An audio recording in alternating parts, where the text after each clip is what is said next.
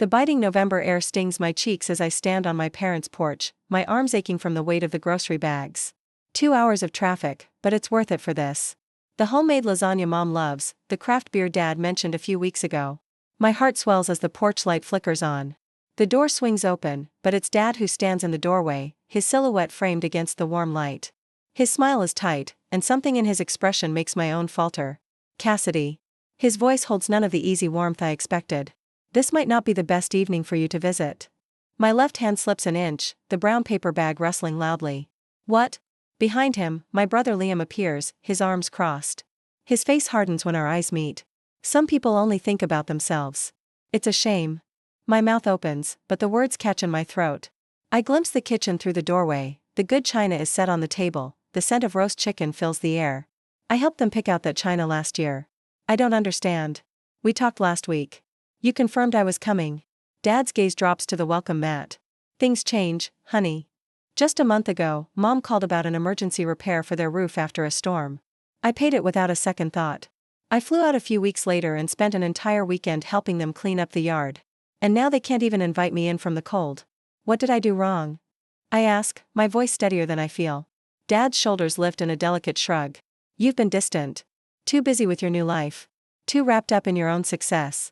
Liam steps closer. Must be nice. Buying up all that expensive climbing gear while the rest of us are still struggling to get by. The accusation lands like a punch. I think of the extra shifts I took on to help him with his car loan last summer. The hiking trip I canceled when he called about another emergency. My hands stop trembling as a cold clarity washes over me. Okay, I say quietly. Just that. Nothing more. I turn, groceries still in hand, and walk back to my car with measured steps. No stumbling, no rushing. They won't see me break. Behind me, I hear Mom's uncertain voice. Cassidy? I don't turn around.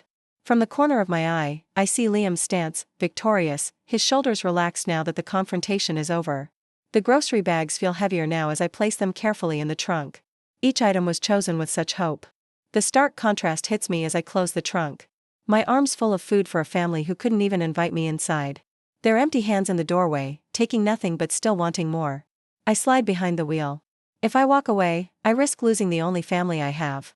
Years of holidays, shared memories, the connection that's defined my life. But staying means accepting that my value to them is measured in favors, not love. I pull away from the curb, the streetlights of my childhood neighborhood growing smaller in the rearview mirror. 5 minutes later, I pull over and sit in my car, the engine running for warmth. The groceries in my trunk mock me with their thoughtful selection. My hands grip the steering wheel as memories flood back, no longer softened by the lens of family obligation. The text messages I saved for tax purposes flash on my phone screen. The $3,000 I paid for Liam's car repair last year. The $5,000 to cover his student loans. The $700 I gave them when their water heater broke. The numbers blur as a wave of nausea hits me. This isn't about one dinner. This is about years of my generosity being taken for granted. Years of family emergencies that somehow always required my checkbook to solve. The dashboard clock reads 7:43 p.m. I should be driving home, but instead, I turn off the engine and walk back to the house. My footsteps crunch on the frozen gravel. This time, I don't knock. I push the door open. The scene feels staged. Liam is lounging on the couch, feet propped on the coffee table, scrolling through his phone. Mom and Dad stand awkwardly in the kitchen doorway, wine glasses in hand. 3 pairs of eyes swing toward me. No lock on the door for the uninvited? My voice sounds steadier than I feel. Mom steps forward, her hand fluttering near her throat. Cassidy, honey, we thought you'd gone home. Why would you think that? I look directly at Liam, who hasn't bothered to stand. Don't be dramatic, he says, barely glancing up from his screen. Nobody told you to leave. The kitchen smells of roast chicken and rolls. My stomach clenches at the thought of them sitting down to dinner without me. Someone with your fancy job doesn't need family like we do, Mom says, setting her wine down. You've got your new friends and your weekend trips. You've been slacking off this year, and we noticed.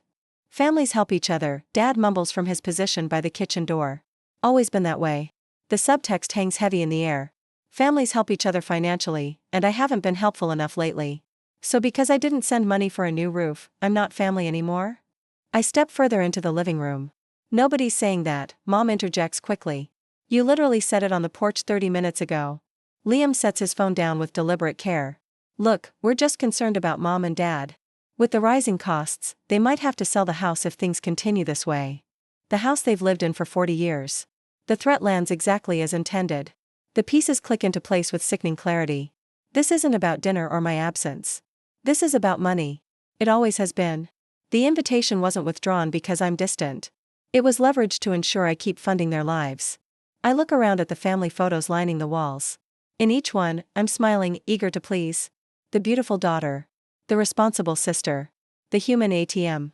We just miss how things used to be, Mom says, her hand reaching for mine. Involved with my wallet, you mean?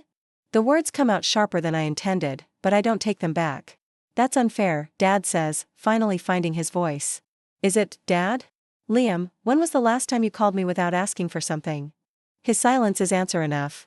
Mom, when was the last time you invited me over when it wasn't to help with chores or bills? She blinks, looks away. I see. My voice doesn't shake anymore. So I'm family when you need something, but not family enough for dinner. You're twisting everything, Liam says, standing now. After everything we've done for you, what exactly have you done for me? The question hangs in the air. No one answers. I take a deep breath, straightening my shoulders. If I'm not family enough to be welcomed, I'm not family enough to pay your bills. The silence is deafening. Mom's face crumbles. Dad looks at the floor. Liam's eyes narrow dangerously. As I turn to leave, I wonder if I'm being too harsh. Would a clean break be the only way to escape this cycle of exploitation? I close the door behind me without waiting for an answer. They've already given me theirs. I wake to sunlight streaming through unfamiliar curtains, my own. Sunday morning in my apartment feels wrong. The silence is deafening. My phone buzzes. A text from my aunt. Why are you punishing your parents? Family should be together. I stare at the message, my throat tightening. The family group chat, which Liam created and excluded me from, has been busy. According to my cousin, I've abandoned them because success has changed me. I walk to the kitchen and spread the untouched groceries across the counter. The homemade lasagna, the craft beer, all evidence of thoughtful planning, now useless. The doorbell rings. A note waits in my mailbox. My niece's handwriting immediately recognizable. I miss you, Aunt Cassidy. Why won't you come see us? Something shatters inside me. I sink to the floor, the note clutched to my chest, finally allowing the tears I've been holding back. Night after night, I wake up at 3 a.m., replaying the scene at my parents' door. Was I really distant? I flip through mental calendars, counting the extra shifts I took on for Liam's car, the weekends I spent fixing their yard. My spreadsheet grows longer each day as I document years of financial assistance. Car payments, student loans, emergency repairs. The list stretches back years, totaling over $35,000. The morning after my visit, my neighbor Tom knocks softly. Everything okay? I heard shouting. When I explain what happened, he offers to help me install a security camera. Just in case he comes back. The simple act of kindness highlights what I've been missing, people who give without expecting payment. The next day, my phone rings. My bank manager. Ms. Hartley, someone attempted to access your accounts yesterday, claiming to be an authorized family member. My stomach drops. Was it my brother? I can't disclose that, but you might want to review your security settings. Later, a high school friend who works at the bank tells me Liam has been spreading rumors about my mental health issues to explain why I'm withholding help. The betrayal feels physical. 3 days later, my phone lights up with a text from my sister-in-law. I'm so sorry. I didn't agree with what happened. The kids miss you terribly. The first genuine connection I've felt in weeks brings tears to my eyes. I miss them too, I respond. This isn't about them. I know, she writes back. It never was. The banging on my door startles me from sleep Sunday morning. Through the peephole, Liam's distorted face glares back. Against my better judgment, I open the door. He storms past me into the living room. What the hell do you think you're doing? I was sleeping. Stop playing innocent. You're turning the family against each other. How am I doing that from my own apartment with no contact? Maribel's acting weird. Mom's asking questions about money. After everything we've done for you, this is how you repay us. The accusation hangs between us. Something shifts inside me, a quiet click, like a lock releasing. What exactly have you done for me, Liam? Name one thing. His face flushes. We're your family. We've always been there for you. When? I can list hundreds of times I've been there for you. Thousands of dollars. Countless hours. You think you're so perfect. I think you should leave now, I say, my voice steadier than I expected. And don't come back. His eyes widen. I've never spoken to him this way before. You'll regret this, he warns. When Mom and Dad need help, don't expect me to pick up your slack. I hold the door open. My hand surprisingly steady. Goodbye, Liam. After he leaves, I feel a quiet sense of peace. The simple act of setting a boundary highlights the transactional nature of our relationship. The next morning, I change my phone number, creating a clean break while maintaining one private line of communication with my sister-in-law. I make an appointment with my financial advisor to restructure my savings for my own future, not family emergencies. As December begins, my phone rings with an unknown number. I almost ignore it, but something makes me answer. Cassidy Hartley? This is Ellen, Maribel's lawyer. She asked me to contact you. I arrive at the cafe 15 minutes early, clutching a leather portfolio. It contains months of bank statements and a spreadsheet tracking every dollar I've given my family. Every payment I've made to help Liam and Maribel, I say, sliding it across the table. Mortgage assistance, medical bills, summer camps. $11,437 in the past 14 months alone. Alan opens the portfolio. Very thorough. I'm a visual designer. Details matter. He removes his glasses. Liam has maintained a separate checking account for years. Maribel found statements while searching for tax documents. He places a folder beside mine. With your permission, she wanted me to share these with you. Inside are bank statements for an account I've never seen. My name appears repeatedly in the deposit column. He diverted the money, I whisper. The floor seems to tilt beneath me. Not all of it, Ellen clarifies. The mortgage payments went through, but that emergency dental work you covered? A weekend trip to Las Vegas that same weekend. My throat tightens as I trace my finger down the list of transactions. Not just using me as their personal ATM, but lying about where the money went. Maribel wanted you to know she had no idea, Alan continues gently. She's filing for legal separation. Her priority now is protecting herself and the children. I nod, unable to speak for a moment. She's grateful for your past support, even if it didn't always reach its intended purpose. My phone rings during a client call. Miss Hartley, someone attempted to access your accounts, claiming to be an authorized family member. It was your brother. My stomach lurches. After completing the fraud report, I sit at my kitchen counter, hands trembling with rage rather than fear. He didn't just reject me from dinner. He's actively trying to steal from me now. The next morning, I walk into First State Bank, shoulders back, spine straight. I'd like to file a formal complaint regarding attempted account fraud, I tell the manager, sliding the paperwork across her desk. And I need to verify all my accounts have enhanced security protocols. Her eyes widen slightly. Your brother has several accounts with us as well. I'm aware, I say simply. By the time I leave, a formal investigation has begun. The fraud report will create a permanent record of Liam's actions, consequences he never expected to face. 2 weeks later, Alan calls. I've documented everything. The pattern of financial abuse is clear enough that you have options if you want to pursue them. Thank you, I say, genuinely moved by his support. Has Maribel shared anything else? She's provided copies of transfers showing exactly where your money went. His voice softens. She feels terrible about what happened. That evening, Rachel from work calls. The cabin's yours whenever you need it, she offers. Totally private. No way for him to know you're meeting Maribel there. I'm struck by the generosity of these connections, people helping without expecting anything in return. The opposite of my family's transactional love. When Maribel and I finally meet, we talk for hours. We form an unexpected alliance. Our shared goal is simple but powerful, protecting her children from the pattern of manipulation that has defined our family for years. The next afternoon, my phone rings with my parents' number for the first time since November. My mother's voice sounds smaller, less certain. Cassidy, honey, we miss you. Do you? I ask, keeping my tone neutral. Families should stick together through difficult times, she continues, the familiar guilt trip falling flat. Like dinner? I ask. A pause. Liam explained you refused to help with some essential bills. We were hurt. That's interesting, I say, my voice steady, because I know about Liam's separate accounts now. The ones where my help actually went. The silence stretches long enough that I check if the call has dropped. Finally, my father speaks. What separate accounts? A week later, the doorbell rings. Through the peephole, I see 3 familiar figures, Mom, Dad, and Liam. Mom cradles a casserole dish, while Dad awkwardly juggles a small gift bag. Liam's empty hands are shoved deep in his pockets. I consider not answering, but curiosity wins.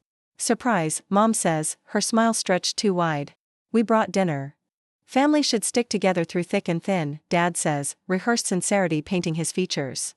I step aside to let them in, noting how they immediately claim my space. What's this really about? Liam stops his circling. I lost my job last week. There it is. I need help getting through this rough patch. Mom jumps in. It's temporary, just until he gets back on his feet. And Maribel isn't helping matters. Liam's face darkens. She's been acting crazy, making up stories about money and where it goes. You know how she gets. I walk to my desk without responding and pull out the leather portfolio. For a moment, they all freeze, hopeful expressions flickering across their faces as they anticipate a checkbook. I've been expecting this visit, I say, opening the portfolio on my coffee table. I spread out a series of printed sheets. My meticulous documentation of every dollar provided over the years. That's how much I've given this family in the past 3 years alone. Their faces remain blank. And this, I continue, pulling out the bank statements Maribel shared, shows hotel charges in Las Vegas on the same day you claimed to be at a business conference. I place them beside my spreadsheet. Interesting timing, especially since those charges align perfectly with money transfers I made for your dental bills. Dad stares at his shoes. Mom clutches her cardigan. Liam's face flushes deep crimson. Where's Maribel? He demands. What have you been telling her? I've told her nothing but the truth. I've helped her secure an apartment in another state. She and the kids left yesterday. Mom gasps. Dad's head snaps up. You had no right. Liam hisses. I had every right to help them start over. And I've established education funds for the children that you cannot access. My financial support will go directly to them now, not through you. I walk to my bookshelf, where family photos once dominated the display. Now they showcase travel souvenirs and snapshots with friends who value me beyond my wallet. The transformation isn't lost on my parents. From my desk, I withdraw an envelope and hand it to my father. This is a letter stating I'll continue covering your property taxes directly, but will provide no further financial support to Liam. Liam lunges for the letter, but Dad pulls it away, scanning the contents with widening eyes. You can't do this. Liam sputters. I'll pay back everything, I swear. How can you do this to your brother? Mom cries. To your family? I feel something shift inside me. The real question is, how could you do this to me? For years, I've been your ATM, not your daughter. Their silence confirms everything. I walk to my front door and hold it open. I think our tradition of me not being welcome works both ways now. Mom starts toward me, but Dad catches her elbow. Liam remains rooted in place, his face cycling through rage, disbelief, and finally, desperation. As they shuffle toward the door, I reach behind my entry table and withdraw a small wrapped package. The last gift I bought before Christmas. I hand it to Liam. For you. His fingers tremble as he tears away the paper, revealing a framed photograph of his children laughing on a playground. Attached is a small handwritten note. They deserve better. Be better. He stares at it, mouth working soundlessly, before Dad guides him through the doorway. After they leave, I stand alone in my quiet apartment. My phone buzzes with a text. It's from Maribel, a photo of the children exploring their new home.